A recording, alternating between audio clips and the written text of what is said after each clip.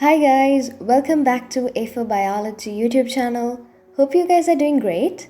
And a big thanks to all new subscribers. I truly hope my content is helping you guys in some way. So this video is about the nervous system Q&A setup. There are 70 questions in this tutorial. You can revise the whole section of nervous coordination using this tute. And in the tute, the second question covers an unexpected point that was there in the 2020 A-level paper, if I remember correctly. In the structured essay, this point was there, but in the resource book, they have only highlighted the differences between nervous coordination and endocrine regulation or coordination.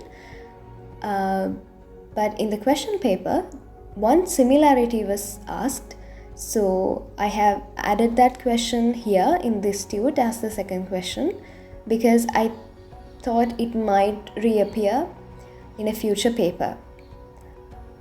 And one last thing about how to answer this tute and use this effectively.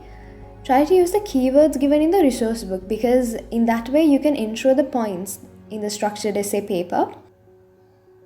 And also be very specific when it comes to the definitions. So that's it for today, and thank you so much for watching, guys.